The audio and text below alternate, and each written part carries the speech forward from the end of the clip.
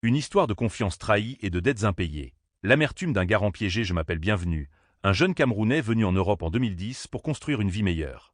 Ingénieur de profession, j'ai toujours cru en la valeur du travail et de l'amitié.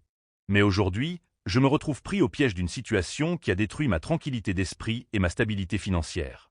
Voici mon histoire, une histoire qui ressemble à un cauchemar dont je ne parviens pas à me réveiller.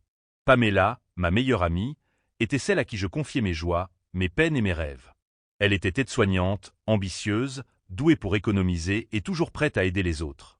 Sympathique, joviale et d'une beauté éclatante, elle semblait incarner tout ce que l'on pouvait attendre d'une amie fidèle. Nous partagions tout, ou du moins, c'est ce que je croyais. Un jour, lors d'une de nos discussions habituelles, Pamela m'a annoncé qu'elle avait réuni 35 000 € et qu'elle souhaitait construire un immeuble au Cameroun. Pour finaliser son projet, elle avait besoin d'un prêt bancaire de 100 000 €.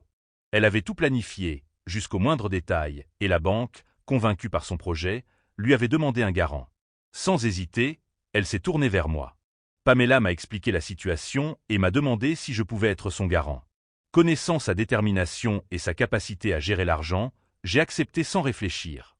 J'ai signé les documents, convaincu que je soutenais une amie en qui j'avais toute confiance. Le prêt a été accordé, et Pamela a commencé à travailler sur son projet. Mais 3 ans plus tard, tout a basculé. J'ai reçu une lettre de la banque m'informant que j'étais désormais responsable du remboursement de la dette de Pamela. Apparemment, elle avait cessé de payer les mensualités. Choqué, j'ai essayé de la contacter pour comprendre ce qui se passait. Elle m'a donné des explications vagues, des excuses floues, et a fini par éviter mes appels. Elle ne décrochait plus, ne répondait plus à mes messages. Elle m'avait simplement abandonné, laissant la banque se retourner contre moi. 4 ans plus tard, la situation est devenue insoutenable. La banque a commencé à me harceler avec des lettres et des appels incessants. Ils ont finalement bloqué mes comptes, me laissant dans une situation financière désastreuse.